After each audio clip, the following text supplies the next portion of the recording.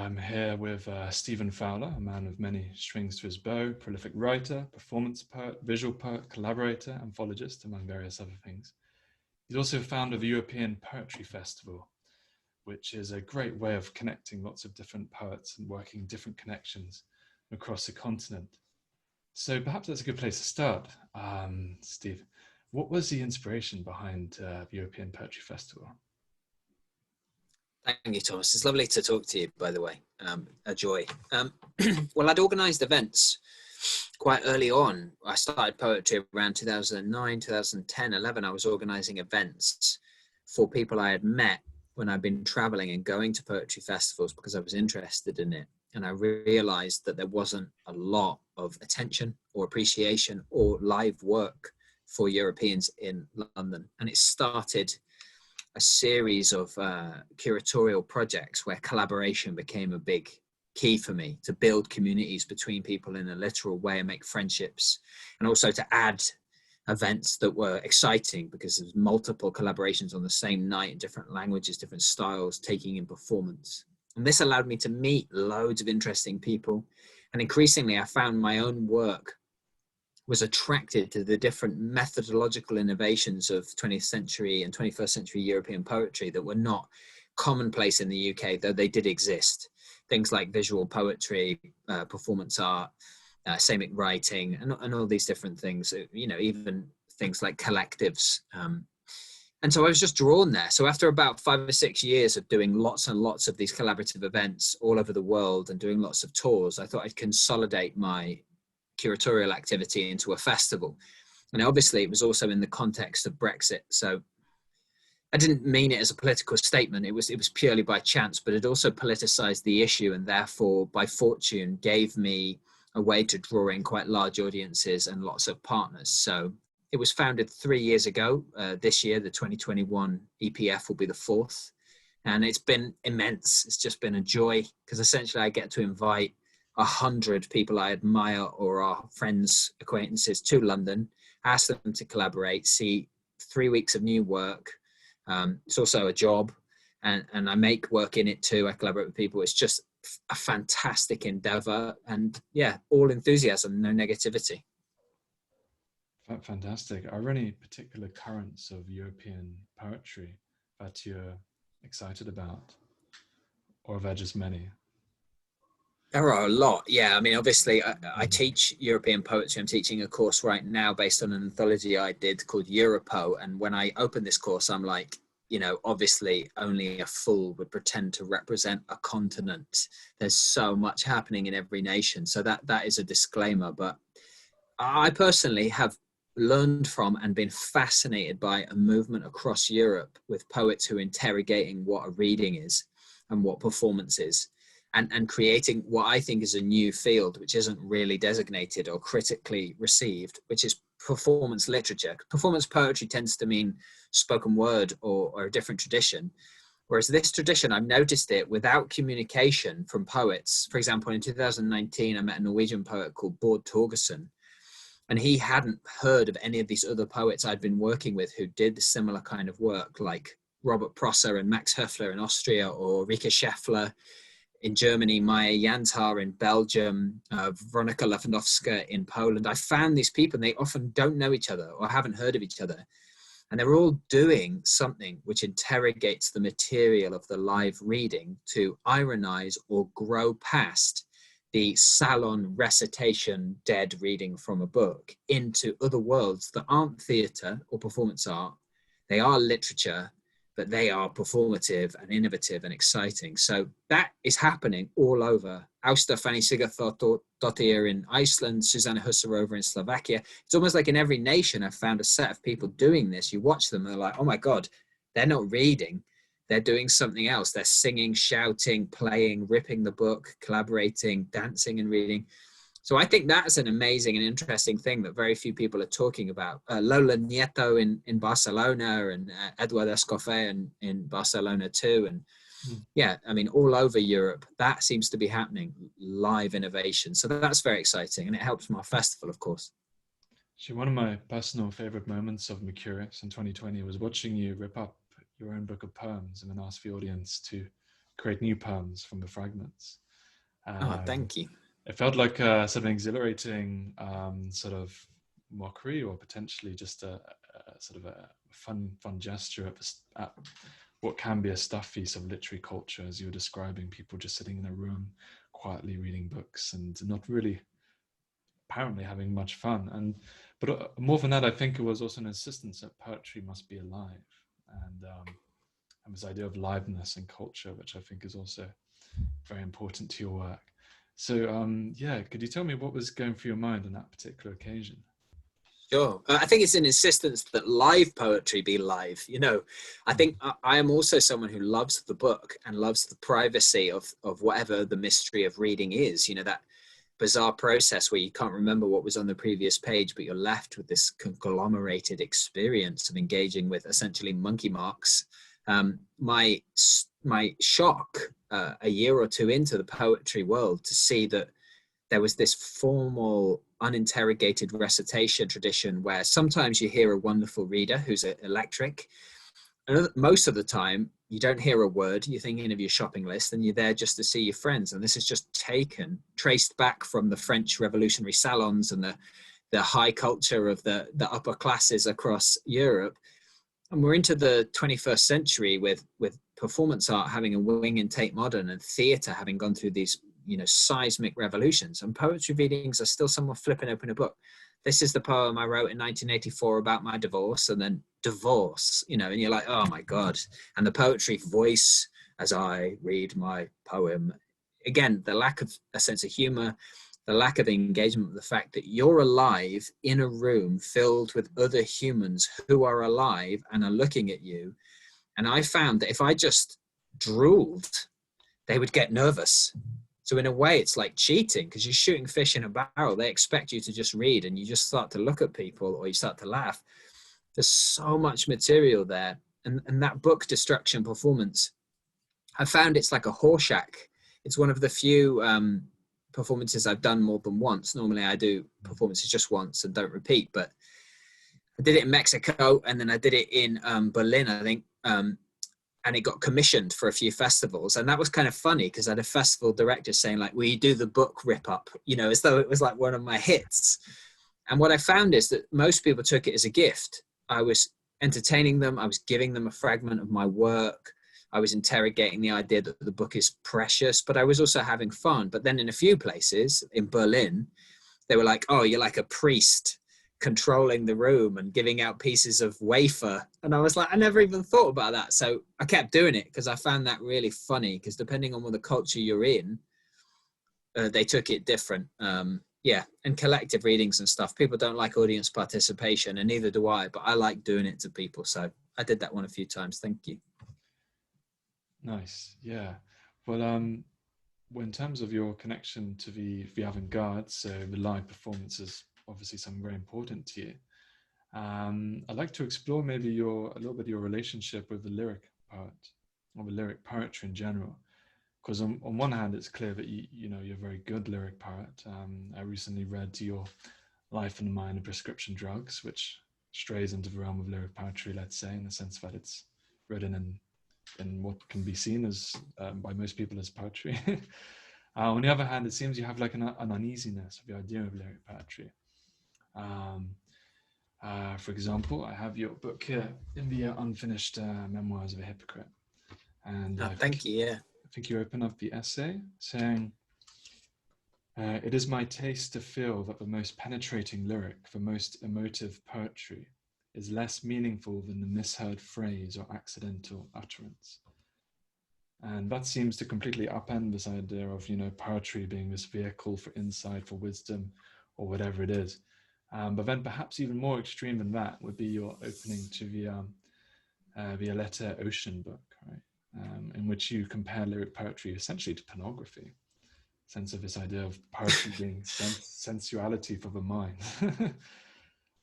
So yeah, I was wondering maybe you could talk a little bit more about your relationship to the lyric poetry and how you try and sort of reconcile those different ideas, or what even sort of attention is in your mind. Thank you for asking that. Yeah, I think in those essays, in a way that they're almost apologias or defenses of what the book is in a poetry context. So I use perhaps more stringent phrases than I might use if I was speaking to a lyric poet, where essentially, you know, so many professions are factionalized, and I think anyone who's interested in poetry, we probably share enough that I wouldn't denigrate lyric poetry. But you are 100% correct, and I think there's a lot of factors going on here. One of them is about intentionality. I think the more someone in a conversation, an article, an artwork, or any other experience in the world tries to force meaning into something by utilizing language as though it was innate and not a failure from experience to expression, you know, there is something in between us and language.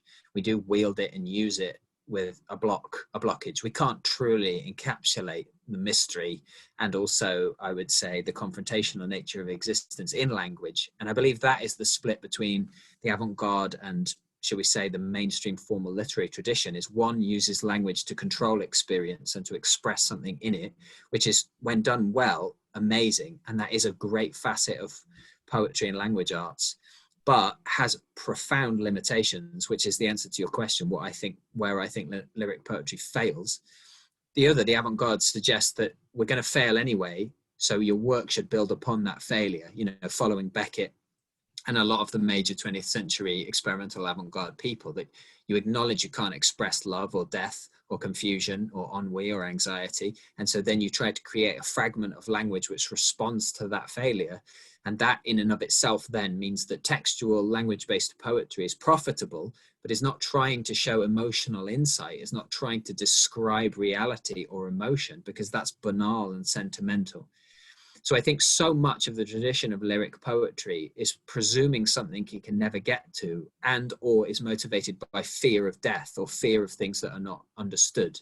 And so then you have most human beings believing poetry is essentially 19th century odish reflections on the poet's own intelligence to see into nature or experience, which not only seems humorless and patronizing, but is brutally out of date, given that the entire concept of consciousness and existence has shifted profoundly every 20 years in the last 100 years, more than in the last 50,000. And the idea that poetry doesn't reflect that now is frightening and disappointing, so that you can get a mainstream famous poem, which is frankly just a patronizing insight into someone's emotional state, when poetry can be the most miraculous and profound fragment of the confusion of existence. So I do like textual poetry. Most of my work is language-based poetry, but I think the limits of the lyric should be stated, and they're not.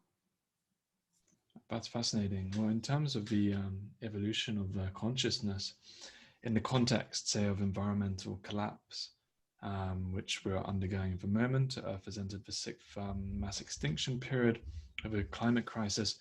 That space for the individual I, that romantic, ego-centered consciousness, what Borges called, ego worship. He was very critical of romantic kind of ideology, let's say. Yeah, maybe that's sort of, that kind of ego-centered voice is still very much present in a lot of the way people think about poetry, right? So I can Definitely. see maybe the consciousness needs to reflect really the times we're in, and that is the ego consciousness is responsible for so much disruption and destruction in the sense of capitalism in crisis and environmental. So would there be a kind of how would you describe the current state of consciousness and how we can really express that consciousness? I'll dodge that impossible question and just say I couldn't agree with you more, and perhaps further my thoughts on your very eloquent response to my overlong statement. I think that's exactly right. I think this is an ethical injunction, actually, that the idea, and I think there are consequences. For example, so much of contemporary poetry is incredibly moral. And in its words, in its content, in its semantics, of course, I would try to agree with most of that which most people think is moral. But to use poetry as the vehicle to express morality seems to be a misunderstanding of realizing that the structure, the auspice, the language itself is oppressive and egotistical. I.e., if your poem, even though it's well-intended and in support of a good cause sounds like a Coke advertisement, then you are doing something immoral. And it extends to not only advertising and the depredations of elements of capitalism, although that's very complex, but to things like the humility is required as a human ape to realize the responsibility of things like environmental catastrophes, which emerges too from almost a psychoanalytical understanding of our own mortality. And that's where I'm interested. So maybe I shouldn't stress that too much. I write poetry because it seems to me perverse and paradoxical, but also it's a way of me working out in aberrant fragments of language what my relationship is with self-knowledge towards knowing I'm going to die, to try and be more humble, to try and be happier in the world. It's pragmatic, it's almost therapeutic, although I resist that. When I hear these big odes and this lyrical thing, I think, I don't want to overstate this, but you're hiding from yourself, man. Stop telling me what it's like to feel something. Look inside, and you'll find weird chunks of work. And that's interesting. Please show me your endless idiosyncratic brain. Show me your life. Show me your intervention. And that connects exactly, as you say, I think, to, the romantic, inspired, theological ego being decimated in favor of an avant-garde, which was egotistical massively, but is also collective and repatriative and mulchy. So I think you said it perfectly, although I talked too much again, sorry. No, thanks for those extra statements. Yeah, it seems to be that the Wordsworth ideal of writing an epic about oneself cannot really be particularly applicable to a world which is suffering under such immense pressures at the moment, with the environmental crisis and spiraling inequalities and all of that. So yeah, it's great to talk about this, and it's something which Mercurius, a magazine, is really trying to do as well, in a sense of breaking away from the deadlock of neoliberalism and trying to reimagine how a future world might exist. So we're going to be talking over the coming months to a variety, hopefully, of people, trying to get ideas about how we can recreate a world which is less problematic, let's say, and one which has a lot better wealth distribution, better ways of dealing with nature and living in harmony with nature. But that's a whole another topic. Sort of going to poetry again. Maybe let's talk about one of your new books, which are coming out recently, which are about to come out. So I was looking at "Come and See the Songs of Strange Days," which that's right, yeah, you shared, and I felt in that book, maybe I'm wrong, but I felt like I could see an overview of all of your formalistic or formal experiments. So there were some sort of lyric-y looking poems in there. There were also some very visual poems, some iambic poetry, I guess the lyric poems there also contained what I would call kind of a lyrical inarticulation, which I think you're talking about before, as in the way you kind of use phrases or deliberately misuse words in order to play with meaning. So I think one which struck me from the 13th Warrior was, "Do you round lamps of fire not grow into a worm?" It sounds very lyrical and musical, right? But it's kind of, there's an edginess there in the way the syntax put together, and the words don't quite fit, and yet somehow there's some meaning there. So anyway, I'll stop going on and just ask you what's really happening in this new book, and are you trying to kind of consolidate everything you've been doing in the past, or are you also sort of bringing all of those different strands together and reaching into something new? Incredibly insightful, because that is exactly what I'm doing, and I've never written that or said that publicly before. So thank you so much for your close attention, which is also part of what my answer is.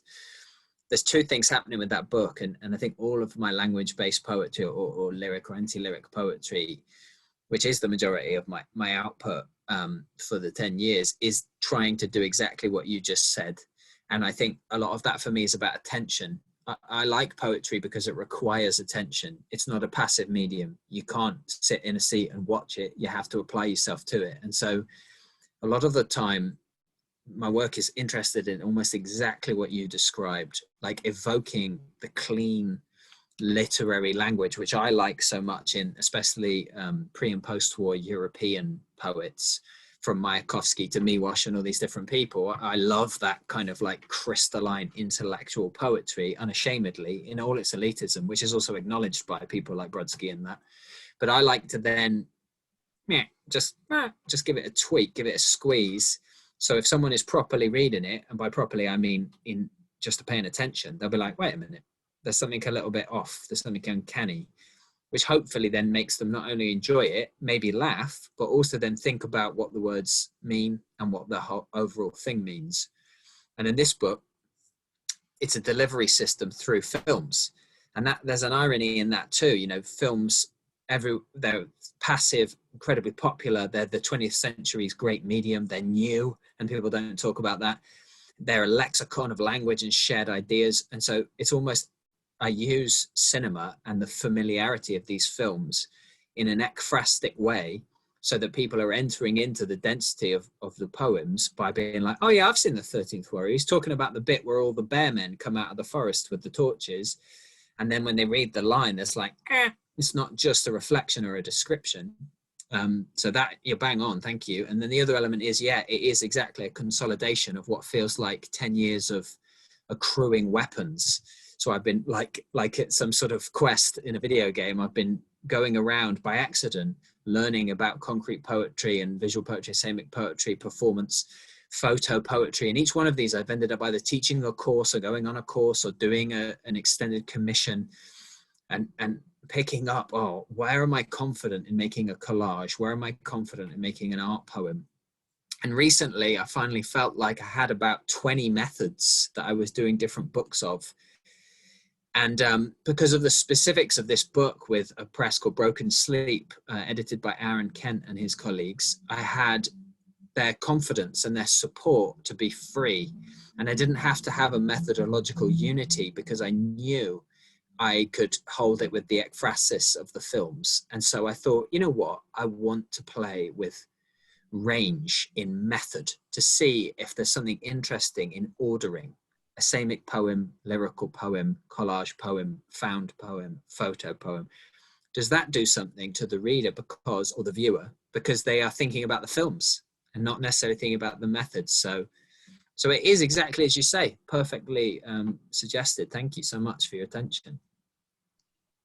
Awesome. Well, maybe we can round off just by talking about some contemporary poets whose work you admire and who are maybe working in the indie press scene in the UK at the moment.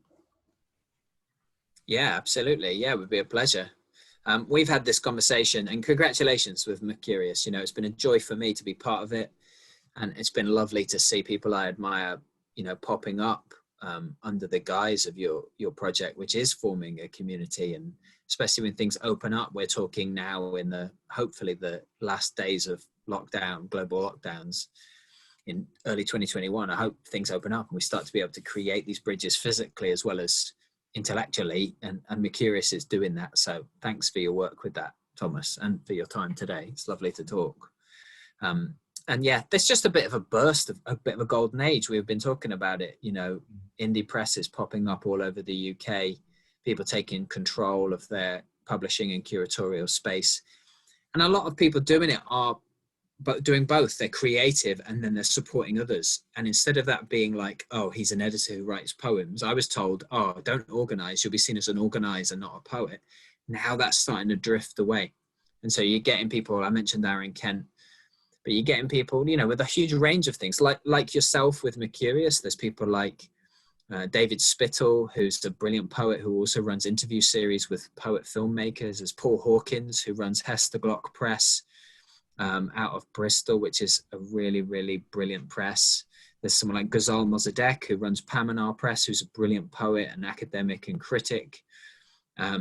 It's just such a range. Christopher Stevenson, who runs Stranger Press. There's such a really interesting range of people. Dostoevsky Wannabe in Manchester, who are designers, graphic designers, doing fascinating work. Dan Power running Trick House Press. James Knight, who's running Steel Incisors. There's Dominic Jacobs running Tenement Press. So these are all like really brilliant writers, artists, practitioners, and they're also all running series or events or publisher houses. So it's a real vibrant scene. I've got a lot of respect for people who do that, because that's what I've tried to do, and obviously that's what you're doing with Mercurius too. Nice. Yeah, it does definitely feel as though we're in a kind of golden age, in the sense that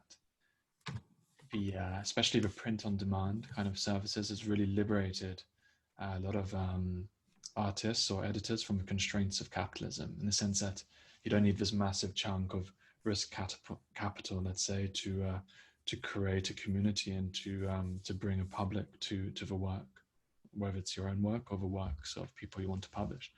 So that seems to be a kind of liberation, right? And over the years, it's really seems to have blossomed into all of these amazing indie presses, which are doing, a lot of them have found like a niche and a voice, and they're doing very professional work. From someone such as myself, who's an avid reader, it's a delight to be able to really explore, and not only to explore, but also to feel the kind of openness of these places too, where there is this collaborative spirit. There is a sense that, we're in an age when conversation is quite fun, and we can do it, and we're all going to get something from it potentially.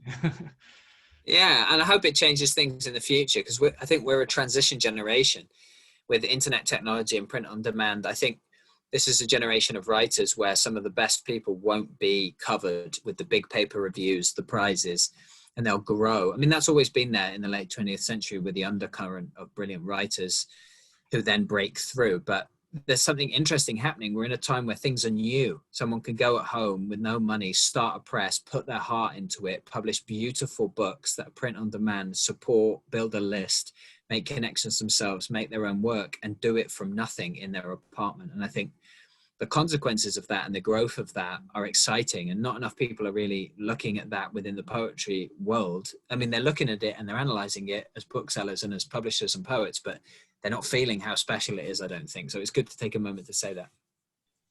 Fantastic. Well, Mercurius definitely is very keen on watching what's happening, and we try to anthologize indie presses and writers which are very much part of that scene, in order to try and sort of reflect that sense of community and that sense of energy which is in the UK indie press scene as well, and potentially in other places too. So that's it. Yeah,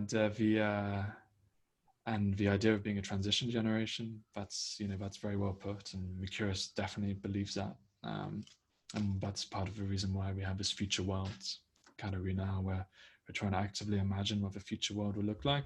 And especially being millennials, there's this kind of, this sort of idea that, well, we can complain and say, well, life isn't as good as it was for us as it was for our parents, or we can just like embrace it and say, look, we're also in an exciting change now, where we can look at the world and do things in a way which our parents did. Maybe we won't have the same financial security as them or whatever, but at least there's something in there which is interesting, and perhaps, can go some really beautiful places, as we can see over, the indie presses and in the UK and ideas now. Okay, there's a lot of stuff we have to work through first, maybe. But there is a potential there, and being positive about it and actively imagining what we can do is definitely a step in the right direction. I agree with you. And I think doing that with pragmatism and a sense of like engaging in the reality of our world is the most important thing. I've often used the phrase that a few people have been kind enough to pick up.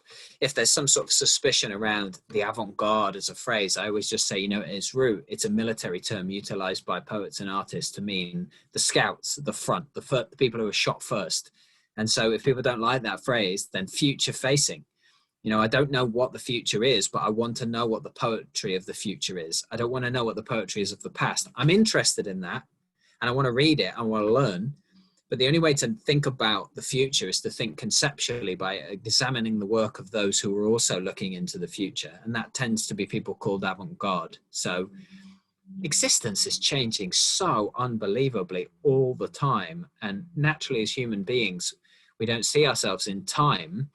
But we should, because it will give us a perspective to realize that what's happened in the last 100 years it's just unbelievable. And I suppose if we're making work or we're collecting work or we're doing things, we should bear that in mind. Thanks so much, Steve. It's been a real pleasure talking, and hopefully we can catch up in live form one day. And coronavirus Yeah, so. will go soon. Yeah, thanks again for inviting me. It's been a joy to talk with you. So, and nice to, again, congratulations on Mercurius. Thanks again. Well, congratulations on your new books. I hope they do well. And yeah, best of luck in everything. Brilliant. Thanks so much, Thomas. Have a good one, man. Yes, thanks to you. Thanks. Bye.